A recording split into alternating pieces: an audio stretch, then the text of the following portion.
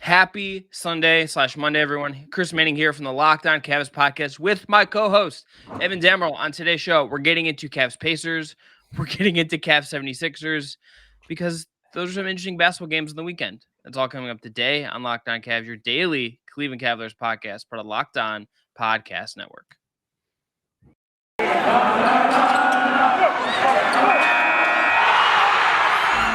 You are Locked On Cavs, your daily Cleveland Cavaliers podcast. Part of the Locked On Podcast Network, your team every day.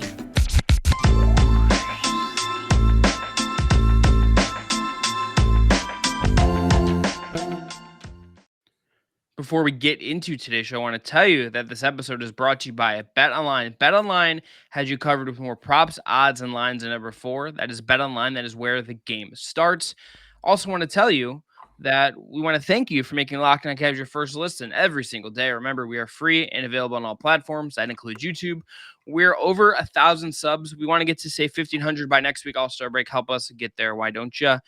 We just want to keep it growing. If you don't know who we are, I'm Chris Manning. I'm one of the co-hosts here. I write at places like Dime, Fear the Sword, Cleveland Magazine, and For Hire, I guess. And then my co-host, Evan Dammerl, is also at Fear the Sword, but he also does Facebook's Write Down Euclid. Evan, what's up, buddy? Not a whole lot, man. Currently house sitting with the girlfriend. She stepped out to run some errands. She was hoping to make her pod debut like your wife has many of times. And my cat's with us, and he's got the zoomies right now. And I'm sure you saw me make a face because he was like scratching, like just running around on hardwood, and then just turned on the TV and is currently flicking through apps. So this will be an experience. If you see me run off camera, it's to shut the TV off because it's making noise. God bless you, Finnegan. Okay, Evan, let's start with Cavs Pacers. We're going to go in chronological order for these games. So Cavs Pacers was Friday. Cavs 76ers was Saturday. We'll get them in chronological. Good game. Yes. One win, one loss. Evan, Cavs Pacers, 120 to 113 win. No Darius Garland due to a back issue. Karis LeVert starts in his Indiana return, has 22 points and 5 assists starting at point guard. This was also perhaps the best Rajon Rondo game we have seen. What did you think? What did you think of this game? It was a good game overall. I think you really got a clear vision of why Karis LeVert was one of the worst kept secrets leading up to the trade deadline when it came to just him joining the Cavaliers, because you really saw it full circle. You saw it also Saturday night against Philadelphia. I think Rajon Rondo rested as well against Philadelphia just because he played so much against Indiana the night before. But Karis LeVert is a bigger lead guard in JV Bickerstaff size. I don't think, again, he's going to completely replace what Colin Sexton and Ricky Rubio provide, but he gives you a little bit of juice like on both what those players gave you. And you really saw it front and center against Indiana. 22 points, 2 rebounds, 5 assists, 3 steals in 36 minutes. Like, pretty good stat line for a homecoming game. Rick Carlisle said post-game this is why they wanted to trade for him and were willing to give up multiple draft picks. And he's like, it's not fun losing to that guy, but I know what he's capable of. And Kevin Pritchard, who has a hard time trading with Cleveland in general, called him like the hardest player he's ever had to trade. Karis LeVert was sensational against Indiana. I think he was pretty good against Philly too, but we'll talk about that in a bit. But yeah, this was definitely Rajon Rondo's best game overall.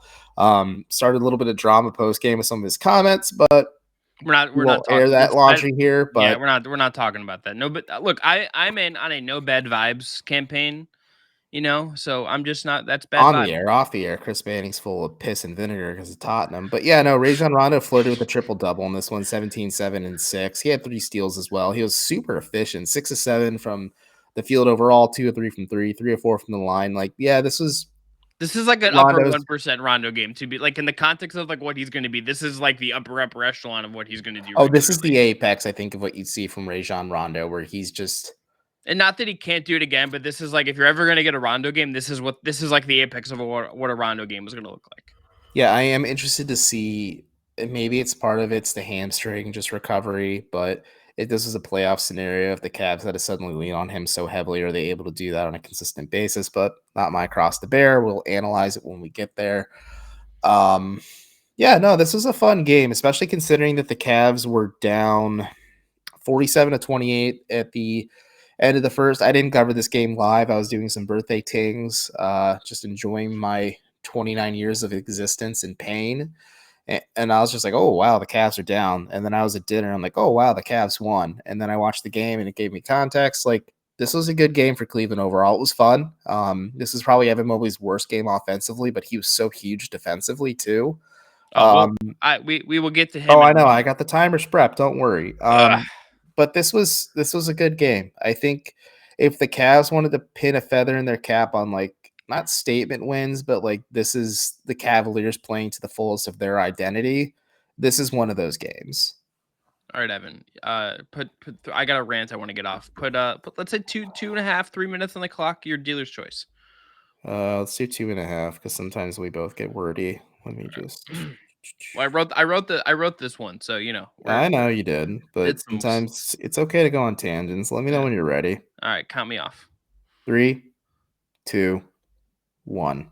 Okay, the Indiana Pacers in the fourth quarter of this game had an offensive rating of 56.1. That is atrocious. That is testament to how good the Cleveland Cavaliers defense is. They shot 7 of 22 from the field, managed a meager 17 points, okay? In this game, Indiana had an offensive rating of 115.3. It was as high in this game at certain points as 133.3. Had that 133.3 number held, that would have been the worst defensive performance that the Cavs had of this entire year. So what happened? The Cavs defense took over the game. Evan Mobley, as Evan alluded to, was GD incredible. Utterly the most dominant player on the floor in this game, particularly down the stretch, because of how good his defense was. Again, the Cavs posted a defensive rating in the fourth quarter of 56.1. That is like if you took modern basketball and shoved it back in the 60s when they thought three-pointers didn't exist and all that nonsense. LeVert was great in the fourth. Sure, he made some really big shots. Rondo was as good as we've seen him. Hit those 2 3-pointers, pinpoint passing, all of it. But Evan, the defense is the template for the Cavs. The template for the Cavs to win this year, to win a lot of games, to make a playoff run is right here. It is this elite, high-end defense taking over games, changing the flow of games. The Cavs, realistically, by all accounts, should have probably lost this game. That happens. You will have off nights on the road. You will have nights where you're out of sync or without Darius Garland and you can't recover. When that defense was as bad as we've seen it, if they can't overcome that, that can make some sense. You can write that one off later in the year. But the Cavs defense was so good that it brought them back into a game, helped them win a game. And if the offense can just be good enough, and the idea of getting Karis LeVert and having Garland and having all of that is to get there, to have the offense be good enough, Cleveland can be dangerous. They can be dangerous in the playoffs. The defense is the template for this team maximizing their potential when it can be that good and that effective, even if it's for a quarter at a 30 time. seconds. How is that for negative or being scared, people listening and commenting on this show on YouTube? Golly. I see you read the comments and had a different interpretation. It just made me more depressed than I normally am. No, I went in and was like, I responded because sometimes you just got to do it. And that's also good. We're supposed to. Nick told us to do that. But like, this Cavs team is good. This Cavs defense is absolutely elite. This is the way forward if they're going to make a real run at this. This defense is ridiculous. We're admitting we're wrong about the Cavs this year. And no, we were never wrong. People just weren't actually listening and just expecting us to be like stand culture. Golly. I agree. Go Cavs. Man. That is such like a powerful way to like shut down somebody's argument about the Cavs. You're just like, I agree. Go Cavs. Just like how do you respond to that? You're just like, yeah, I guess. Evan Mobley should be all defense consideration, if not on one of the teams. He's that good. He should be in consideration. I don't think he'll get in. He's that good. He's that good. I had a scout tell me prior to the season that he has like MVP potential and defensive player. It's bonkers to think where his trajectory will take him. If you get him on that Giannis Antetokounmpo like bulk up plan, maybe not that much bulk, but a little bit of mass, a little bit of muscle. Because there's times he looked timid, especially the following night against Embiid. But granted, you have to go up against Joel Embiid, but the future is very bright for one Evan Mobley, and I think the Cavs have put the pieces in place to really build something special here. Like they have an established big three, and I'm in the camp that Evan Mobley is the team's best player right now and long term. I think Darius is the most important, and Jared Allen is the most integral to what they do defensively and culture wise. But like every major player in the big three plays a part, but like Evan Mobley's future growth and trajectory is going to be insane. And yeah, they're a good team. I think the loss against Philly kind of puts things into perspective of where they need to still kind of build towards. But these are steps in the right direction. These are very encouraging signs of growth. Mobley is going to win at least one Defensive Player of the Year award. At least one. I I think multiple. If the over-under is at 1.5, I would take the over. I kind of hope. I really do. I think he's a Nike athlete. He's Adidas. Oh, he's Adidas. Okay, He's well, Adidas. He's an Adidas athlete then. Him My and apologies. like there's like 3 guys in this draft class, like him, Suggs, and someone else are all Adidas. Okay.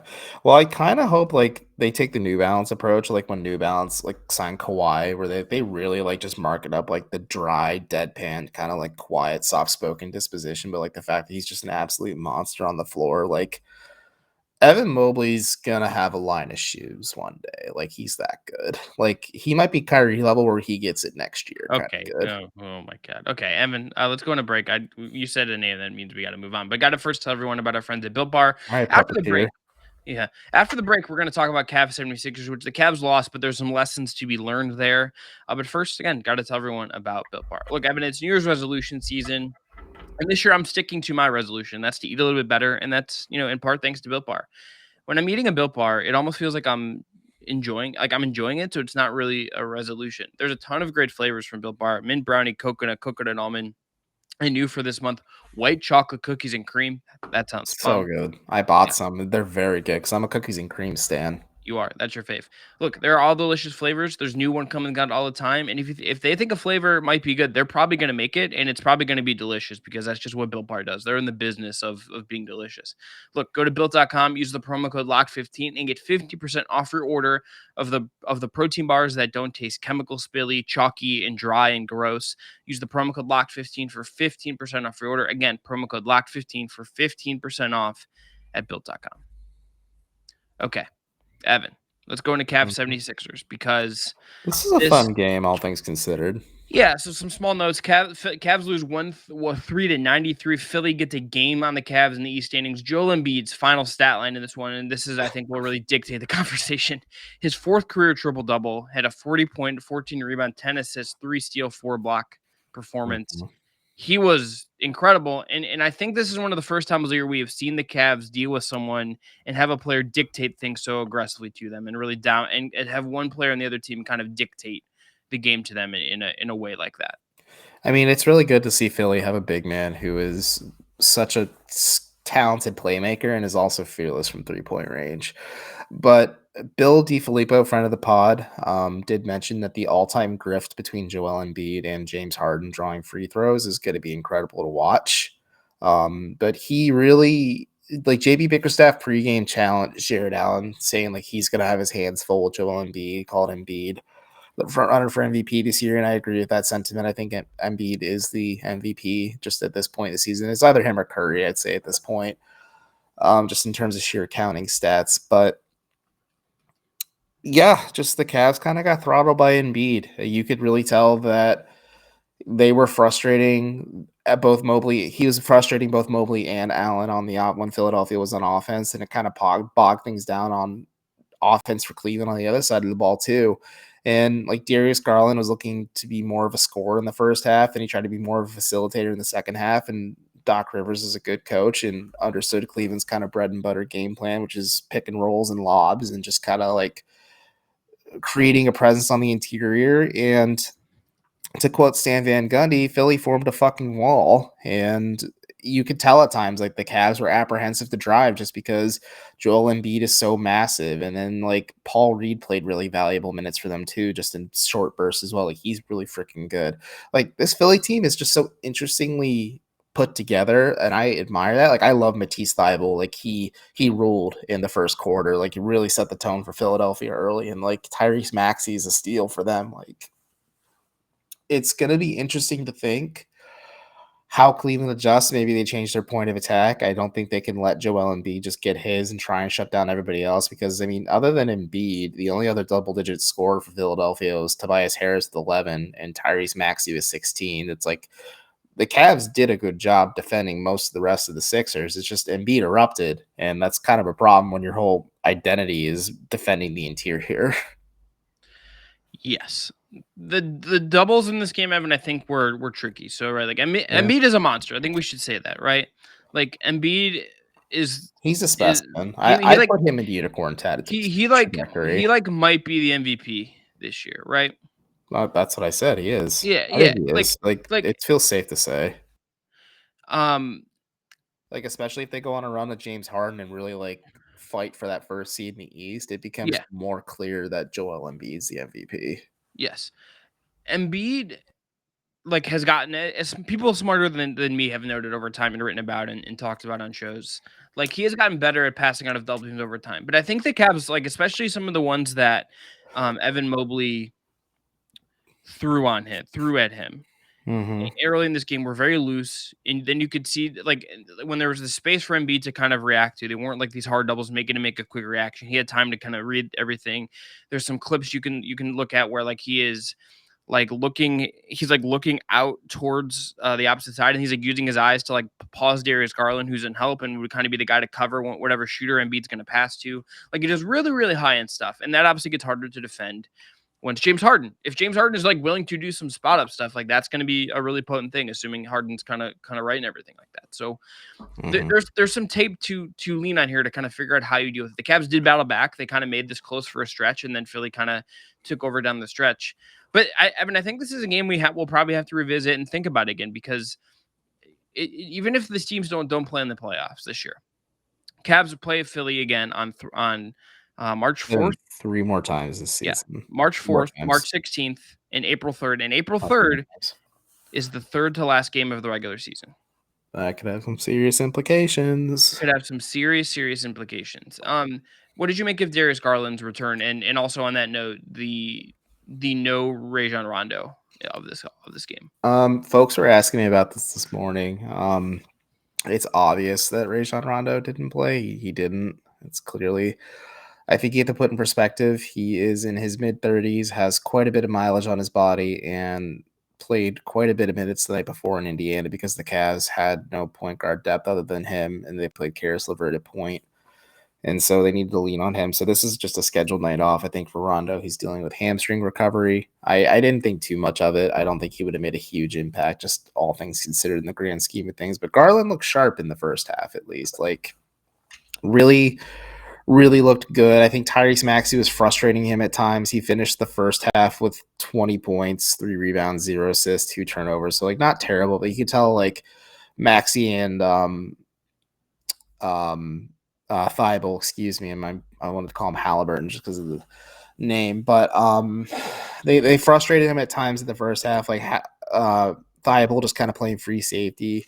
I thought it was interesting to look at how Cleveland defended the Sixers at times. Like they had Evan Mobley playing a little bit of a free safety at times in their setups where they were putting Mobley on Thibault because Thibault is not a presence from 3-point range, and they were putting Isaac Okoro on Maxey. They were kind of hiding Garland a little bit. They were putting obviously Allen on Embiid. Like they were playing smart. Like these are interesting defensive wrinkles that the Cavs are utilizing.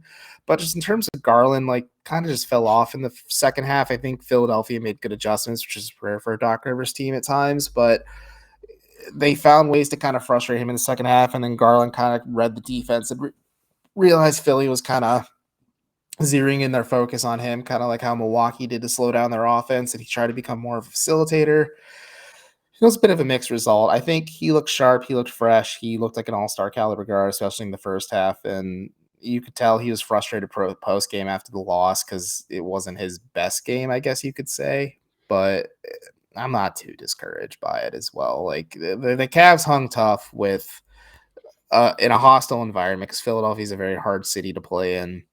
They're going up against arguably the MVP this season. I say, as Chris is still debating it, I think. And they have a huge shot in the arm because they have James Harden coming. Like this Sixers team feels like they're primed to make a run, and the Cavs are just kind of catching them right when they're getting started. Yeah, I would like to. I would like to see what adjustments Cleveland makes going forward. Evan, we'll talk a little bit more about this game after the break and some of the other weekend stuff. But first, you're going to tell everyone about our friends at BetOnline. I absolutely am. BetOnline has you covered the season with more props, odds, and lines than ever before.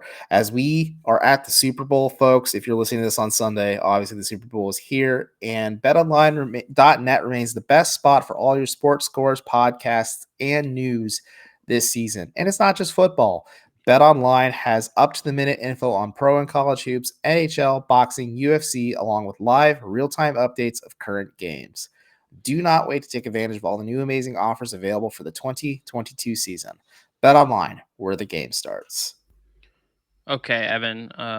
Let's get into some final notes from the weekend. So, you all right? You getting old? Yeah, my Achilles are stiff. I told you this when we got on. Just I You, gotta do some morning you calisthenics. you do foam Old. roll? You got to do foam roll? You I got to get I foam roll. I foam roll. I do just basic stretches like I did when I wrestled in high school, and when I learned you wrestled, it really explained a lot. If I'm being honest. I didn't do it out of necessity. I did it to make friends because I just moved here. I get that. I'm just saying the wrestling And energy. then I hated it. I hated every Oh yeah, second of it. yeah. It's absolutely insane. We've talked about this, but look, um, Isaac Okoro's defense. I want to talk about him a little bit because I thought to Yeah, start with people were Friday. poo-pooing him after the Sixers game, and I thought he was good in both games. The defense he had on Halliburton down the stretch of the Indiana game was like incredible. There Rocked. was one of the blocks that Mobley had late in that game was Okoro, basically just him staying step for step with Halliburton, riding his hip on that line of not fouling him and sticking with him to kind of deny him a clear line to the rim. That was really good. And I thought he was good at Maxey. I think Maxey is really good, but I didn't feel like that. Like some of this is because Embiid was doing Embiid things, right? Like some of this was because Joel Embiid was just being a monster. He's a But I force of think nature. Okoro took some of the Maxey stuff out of this game that kind of made it so like Embiid had almost more on his shoulders in my mind to some degree, right? Like I think Okoro's defense on Maxey was good to a way that like you're like, okay, he has done sort of his job of not letting Maxey kind of go off and be clean and get clean looks all the time. Like I thought he was good. And I think that the trick then becomes like, you probably put him on Harden, if these two teams play in the playoffs or when they play again, and then who's defending Maxey, and you have some questions to figure out. But I thought he was good overall on the weekend. Like the offense again remains like his offensive progress. I think is a little concerning with where it is at. I It's think fair. that's I think I it's a think fair assessment. it stalled. I think a little bit in a way that's not great, but I think his defense remains just at a very very high level, and that makes him kind of a guy. I think him, Allen, and Mobley is just like it's kind of ridiculous to have those three guys kind of setting the tone for your defense. Yeah, it really is ridiculous to think how multifaceted this Cavs defense could become. Because again, like I said, the Cavs were playing Evan Mobley a bit as a free safety, especially in the first half where they're stashing him on Thibault. And I mean, defending Philadelphia, honestly, in terms of just Embiid and Maxey, because those are your two strongest players, I guess you would say, for Philadelphia. I know Tobias Harris is a threat as well, but I don't think he's as big a threat as those two. And definitely the Harden wrinkle adjusting is a lot. I think JB Bickerstaff kind of quipped saying like it's luxury that the Cavs have waited this long. It's unique that the Cavs have waited this long to play Philadelphia, but they have a ton of film on how the Sixers kind of play some of these players. But he also joked that this current Philly squad has only played one game before, and that was against Oklahoma City and the night before. And then it's just interesting to think what adjustments they're going to make. I think they're going to have more film, at least a little bit of film if James Harden comes back within the next few games just to see how they utilize him. I think there's going to be some growing pains for the Sixers. I am not looking forward to the incessant hand-wringing by ESPN and other national pundits saying that the Sixers are done for because they lose like 2 of their 3 games because the media puppeteers are out there. I cannot get over that. It's so funny. But I think the Cavs can make some honest adjustments. There's some interesting wrinkles they could throw. Maybe you could see some more Lamar Stevens minutes just to defend Maxey at certain points. I don't know if Cleveland will play Philadelphia in the playoffs. We talked about this on Friday's show last week that in terms of matchups, that's the team I really don't want them to play just because Joel Embiid has cooked Jarrett Allen consistently. And like Allen is the second best center in the Eastern Conference and just could not hold a candle or a flame to Joel Embiid in this game. And like it really put into perspective how talented Embiid is because like Allen is very consistent on a night to night basis. And he definitely looked dwarfed by Joel Embiid's star. Just interested to see that. I'm excited personally with what Indiana's doing as well. I think their team building process is interesting. I think Halliburton rules. I think Buddy Hield rules. I'm glad Tristan Thompson didn't hurt Darius Garland when he was hugging him post game. Maybe he was just trying to say like, "I'll be here soon, baby. Don't worry." Holding out hope. I think it's funny. It's weird to see Tristan Thompson not wearing 13 as well. That was my other note. I know they traded Torrey Craig, who wore 13, so I'm interested to see why TT just didn't change his jersey real quick. But I like what the Pacers are doing. I'm interested to see what they're doing. I think because my girlfriend asked me about this, they're like, why do the Pacers trade all their players? Aren't they trying to win? And I'm like, you 4 or 5 years of just making the second round as your apex, you got to blow this mofo up, and they got a very desperate Kings team to trade them. But the Kings are playing well with Sabonis right now too, so who knows?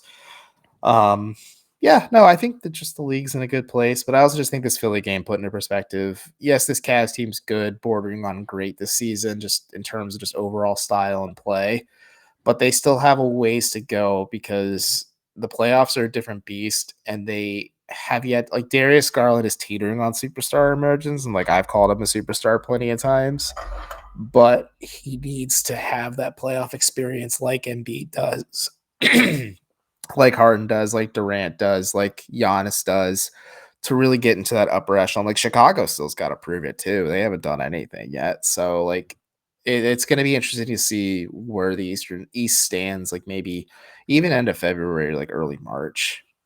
Yeah, no, I think that's fair. Evan, let's end on one last Evan Mobley note. I want to see him. I have two small things, and tell me what you think of these.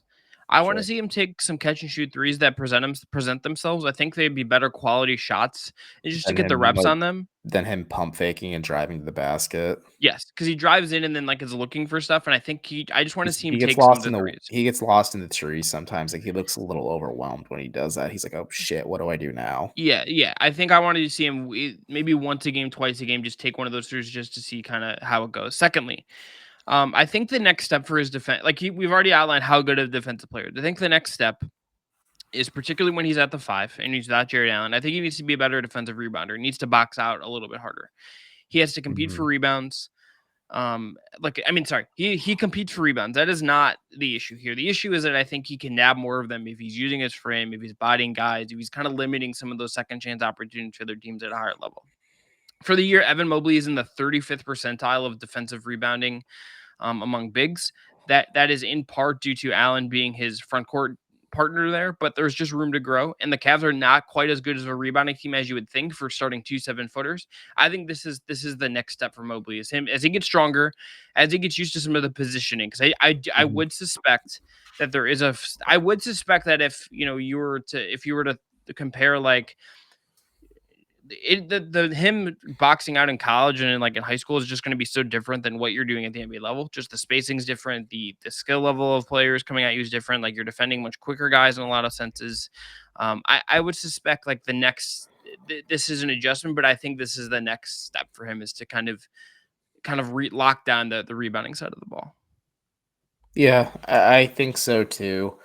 I am curious to see how Evan Mobley just evolves as a defensive player to just overall. Like I think that free safety angle JB was using him with last night was like a really interesting development. And I think it's smart because he's such a talented, multifaceted defender because we've seen him defend the paint. We've seen him switch and look comfortable at times defending on the perimeter as well. Like there's something there. And I'm curious to see if that's like the next step in his defensive game. I absolutely agree on the rebounding thing. I think that's going to be a little easier just as he gets into an NBA strength and conditioning program, adds on some just natural size to his frame. Um, it's safe to assume that he's going to get a little bulkier next heading into next season as well, just to kind of bang. I still think he's hitting a bit of a rookie wall right now. I think it's just tough to see. I know he said it's just a mental state, and then like to have all of his teammates and his head coach say that it's absolutely a real thing. I think he needs the All-Star break. I think he needs like he's going to be here for festivities because of Rising Stars and the skills competition, but he needs just a little bit of a breather, I think, just to kind of reassess and recalculate and see what he needs to work on next. And We'll see how this Cavs team looks post break. They have one game left. They're on the road Tuesday in Atlanta, and then it's full steam ahead to All-Star, baby. And then they are not back until Thursday the following week. Yeah, so we'll be back this week on Tuesday. This is you're maybe listening to this episode on Sunday, maybe you're listening on Monday. This is our Monday, February 14th episode. Technically, it's dropping on Sunday, but we're going to count it as our Monday episode, just because we wanted to kind of have this, whether you wanted this before or after the Super Bowl, quite frankly. So, You have to give the people what they want. or just what works better for our schedules. We'll be back on Tuesday, TBD kind of episode. We're probably going to get into some more rotation stuff. Maybe we'll take a look at the standings as well. But should be a fun time. But look, if you want a good second listen today, check out Locked On Bets, your daily one-stop shop for all your gambling needs. That's Locked On Bets, hosted by your boy Q, with expert analysis and insight from Lee Sterling. It's free and available on all platforms. I'm Chris. That's Evan. Be well. What? What is your Super Bowl prediction? I'm riding with bro. I think 31-28 Bengals. Let's go. I'm thinking 31-24 Bengals. I think they pull it out and Joe Burrow goes down and wins the game. It's going to be so cool. A kid from Athens, Ohio, doing it. Respect to my 740. Everyone be well, be safe. Have a good time.